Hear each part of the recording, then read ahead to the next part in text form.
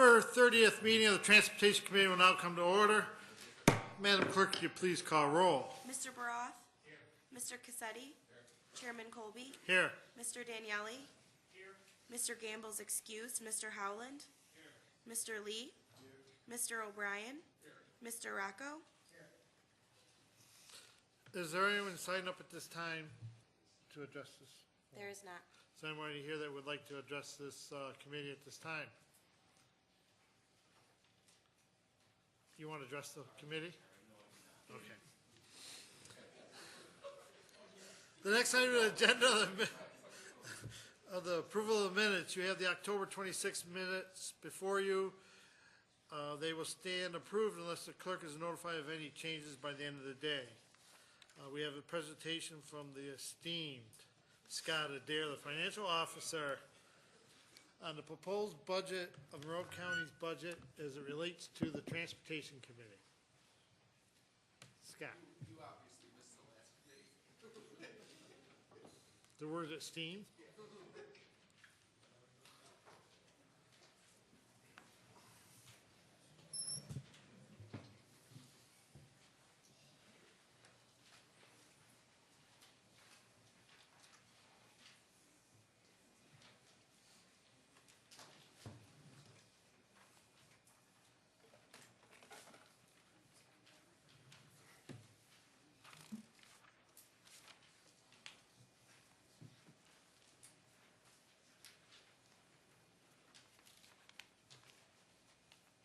Thank you, Chairman Colby. And tonight I present the Transportation Committee the portion of the budget that's related to the Department of Transportation and a small component of the budget that's related to the Rochester-Genesee Regional Transportation Authority.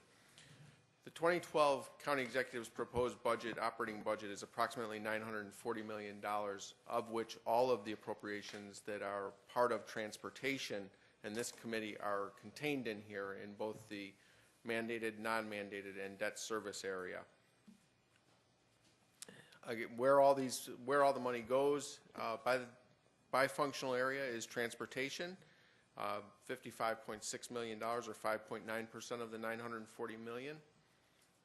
Where the money comes from to provide that support for transportation, there's net county support, which is real property taxes, state aid, federal aid, small portion of fund balance, the other revenues such as the motor vehicle registration fee, and some small charges for services to other governments and other localities and private citizens in the Department of Transportation.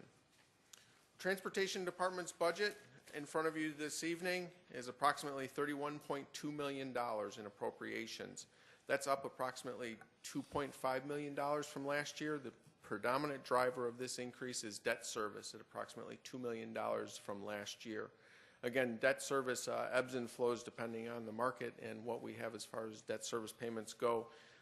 The Transportation Department, as I was just talking with Director Rice about, has been the beneficiary in the past of the debt refinancing that the county has performed, and in this year, because it sort of went back to normal at this point in time, is also seeing an increase in its debt service appropriations. The other area that's increased here is something that we're about to enter the season of, and that's snow and ice removal, and there's an appropriation of about $200,000 additional for those services as well. The last component of the transportation budget that we'll be speaking to this evening is the appropriation that's provided to Rochester-Genesee Regional Transportation Authority of a flat $3.5 million. This is required under state law as to the appropriation that we provide to our GRTA each and every year. This dollar amount has not changed in years as a state law. The variation of the state law has not changed with the requirement, and we pay them approximately, I believe it's slightly over $800,000, almost $900,000 a quarter. And with that, in keeping with the spirit of the Transportation Committee, my presentation is concluded, and we will be more than willing to take questions at this time. Thank you. Thank you, Scott. Anybody have any questions?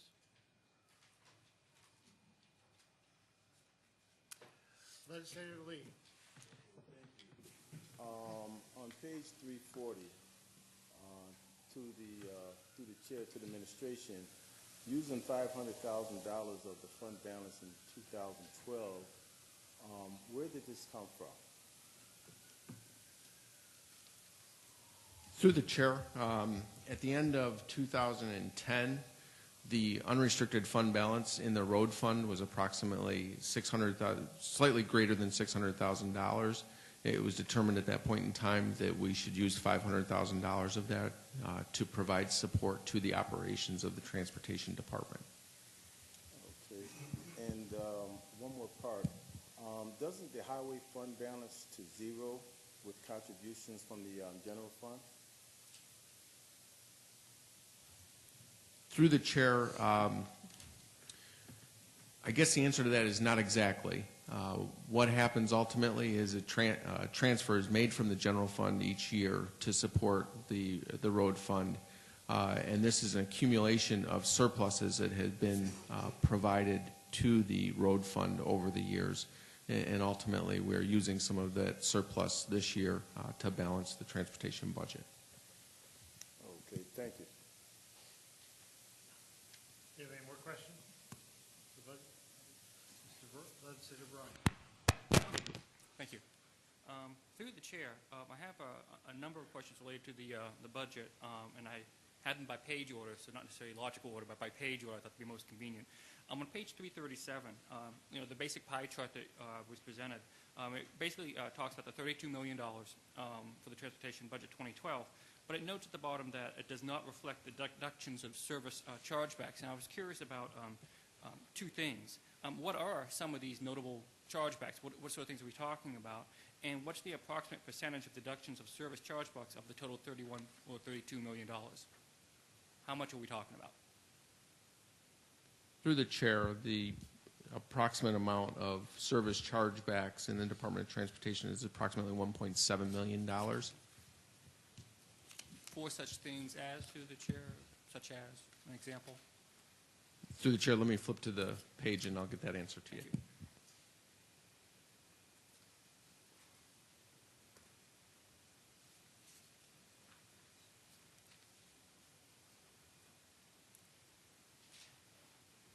Through the chair, it's basically work that DOT does for other departments, such as the Parks Department, the Department of Environmental Services, and so forth. Okay. Thank you. Through the chair, on referring to page 338 under the 2011 major accomplishments, I was particularly intrigued by a few of them. On the one describing the Safe Route to Schools program, is bullet 9. I would be curious if you could describe the nature of that program, and I have some questions regarding that. Through the chair, there was a federal program a few years ago that we could apply for funding for, and we did as well as the City of Rochester, but we got some funding to help do some work to identify our schools a little bit better in terms of upgrading some of the signs that we have, the fluorescent yellow-green signs. We don't have them at all the schools, and we will, both the city and the county, within the next year. As well as we put some at some of the schools. We put some of the countdown pedestrian signals. We put in money for that. Eventually, all of our signals will go to countdown ped signals, but right now they're not, so we did them near some of the schools. As well as put some flashers up and some school speed limit flashers, as well as I said. And then we've also bought some portable signs that we are having our towns put out around on town roads, county roads, around schools, and just in general, telling you driver feedback signs that'll tell you what the speed of you're traveling at, what the speed limit is, and you can kind of make your own conclusions that you're speeding. And we want to use them around schools as well as other places, and we got several of those that we've purchased through this program. And then lastly, there was some, and it was done in conjunction with public safety and the traffic safety office. We're getting and buying and producing some additional educational brochures for schools for bike safety as well as for pedestrian safety at traffic signals. Through the chair to the administration, so those brochures be for distribution in the schools then?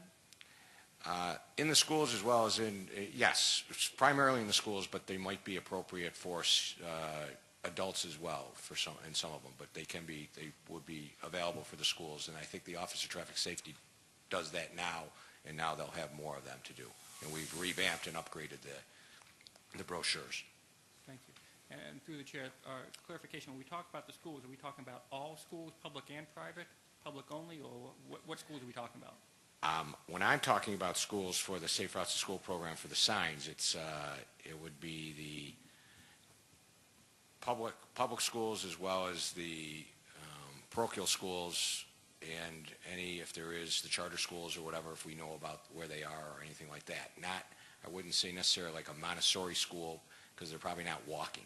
It's more we're trying to get people that are in people to let them know that there might be pedestrians walking and stuff. That's where we're probably making the bigger emphasis. Okay.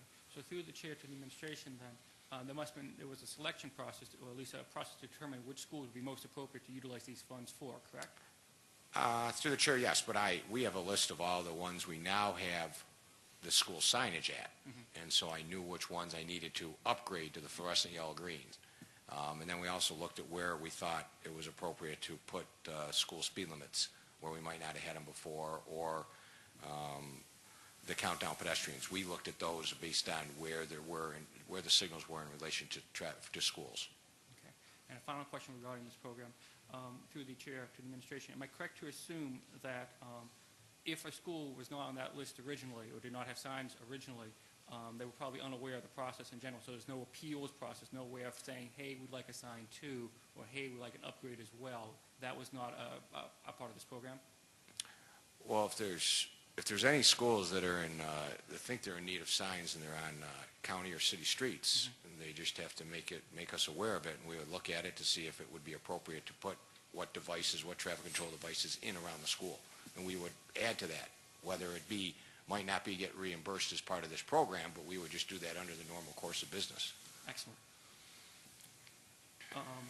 Then through the chair to the administration, again, still on page 338, and I hope that's not me, regarding bullet point 10, it refers to some ongoing progress for the accident rate database GIS conversion project. I'm just curious, how far along is the progress? Is it going to be completed within a year? Is it longer-term progress or not?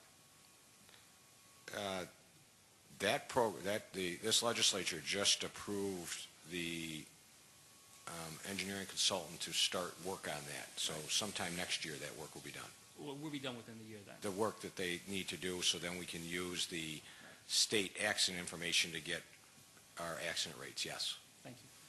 And then on the same bullet point through the chair, the same question for the horizontal curve sign project. Through the chair, that project will be started in early next year. We have not come to this body yet for approval of a consultant. We're in the negotiation stage right now and then it'll be completed within a few months. It'll be completed next year as well. Okay. It'll be started and completed in 2012. Excellent. Thank you. And then regarding on page 339, under major objectives, I had a question regarding the third bullet, and that was the one referring to continuing to provide traffic engineering expertise for the City of Rochester projects. And the question is, does the county charge or receive any reimbursement for this expertise, or is it a exchange of some sort or another?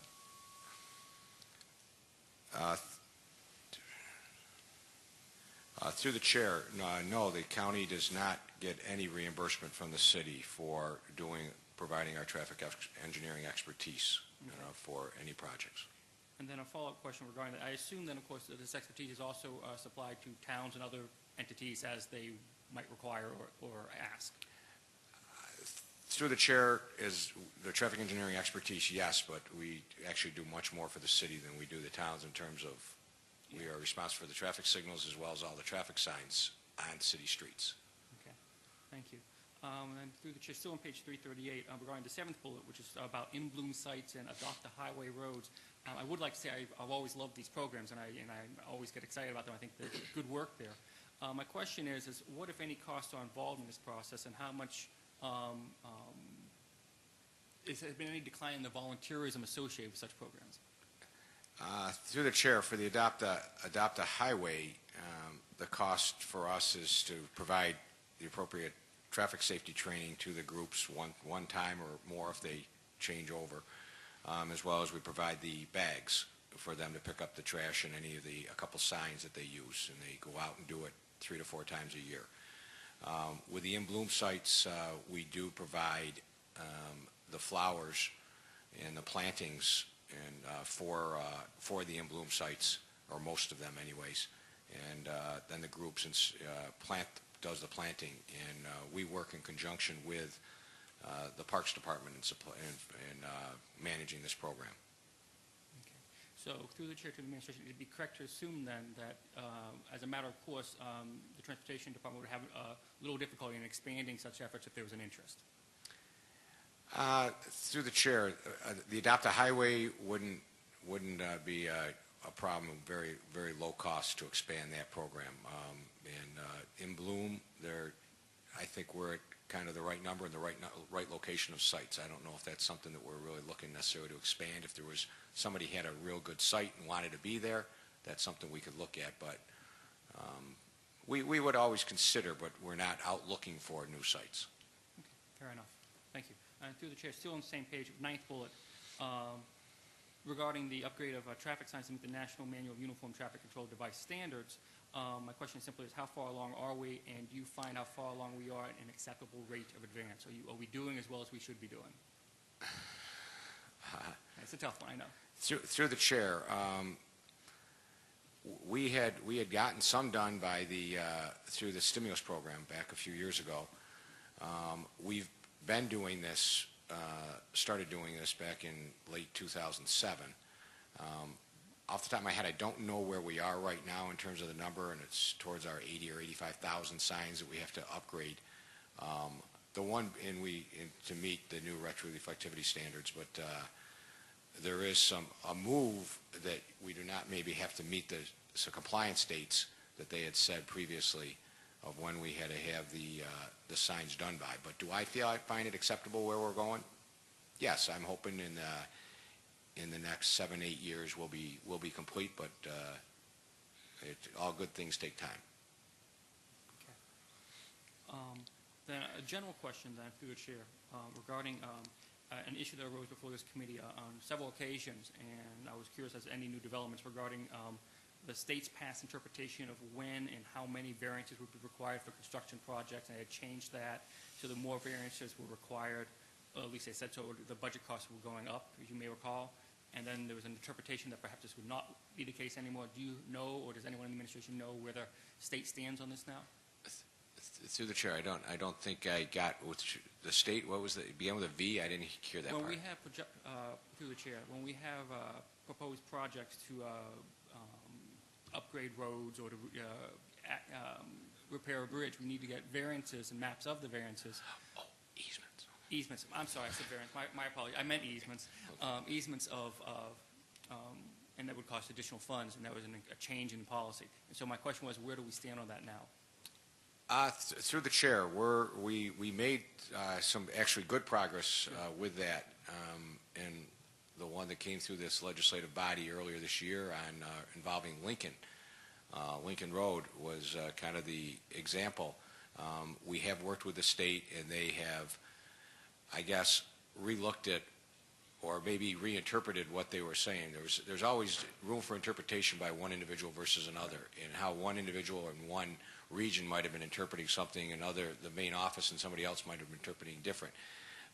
That being said, we are back to where we now can go back and get grading releases for work as compared to getting these temporary easements, which then we don't have to do as the whole mapping process and offering the money and spending that $6,000 per location or per individual. So on Lincoln, we're probably going to save that we could possibly use for construction or someone else could use for another project, probably going to save about $150,000. Okay, excellent. Thank you. So we've made good progress on that. I'm very pleased to hear that. And then through the chair, if I may, moving to page 345 under performance measures. I was just curious as to why does the county anticipate such an increase in the number of O'Rourke bridge lifts? In this past year, 2011, it was 502, expected to be 500, and next year expecting 900. And was that a loss? Through the chair, they had talked about going out and dredging the river, and they do that every so many years. And they were talking about it this year. They did not get to what we're anticipating. They're going to dredge next year. And when they dredge the river, there's more lifts because we have to lift for the boat. Okay. That is a very good answer. I like that answer. Thank you. I was very confused by that originally.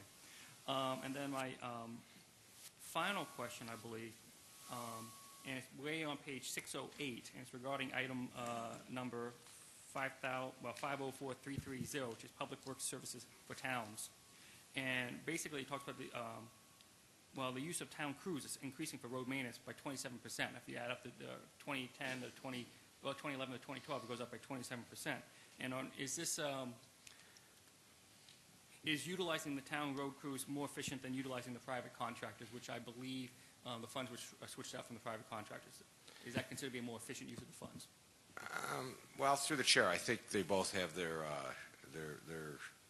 good points and bad points. But no, that's actually the actual from 2010 was one amount, and then what we had estimated for 2011 is the same numbers we're showing for 2012. That really is how we're splitting up our CHIPS money, and we split it into where the town is going to do a certain percentage, and we're guessing, because we have not set up our program for next year of what work is going to be done, but we're guessing based on previous year the town's labor and equipment on the job versus buying the construction supplies. And then it could be one year there might be it might be a little bit heavier on the town labor and equipment and less on supplies, and then the other year a little bit different. So it's really, you got to look at those two numbers together, and it could change as we go through the year because we have not set up the program. Okay. And we haven't determined whether we're sealing or paving or whatever. If we do more paving, then there's going to be more town involvement than if we're just doing sealing, and then it's more vendor driven. Okay. So through the chair, I mentioned, so essentially it's a moving target. Yes. Okay. Thank you. Anybody else have any questions related to the budget? Mr. O'Brien. Thank you, Mr. Chairman. Just one question. I guess the page number would be 752, but does the state currently allow the vehicle registration fee to be raised above $10 through you, Mr. Chairman, if there was an inclination to raise it?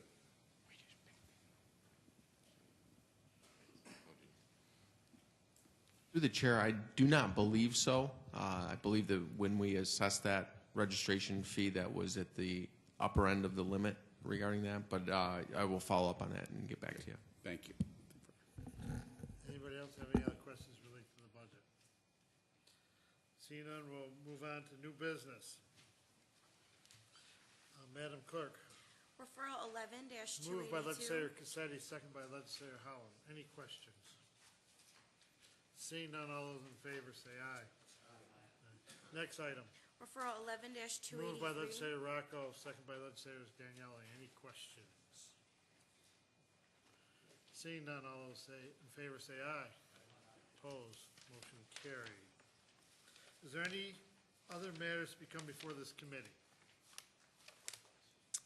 Before I close this committee, I would like to recognize that we have two legislators, two gentlemen that will be serving their last committee meeting before us.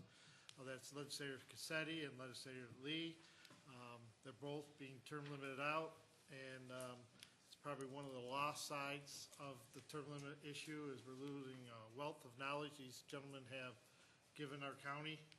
And I hope they continue to find ways to give the county, both as it relates to transportation and wherever else it takes them. But it's been my honor and privilege to have them on my committee and serve with me. If they have any thing they would like to say before I close the committee, I turn the floor over to them.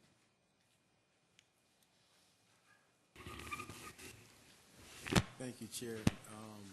As a legislator, I'd like to thank this committee for allowing me to serve. It's been a privilege. I'd like to thank the administration for getting back with me in a timely manner. I'd like to thank my colleagues on the left side, as well as my colleagues on the right side. It's been a pleasure.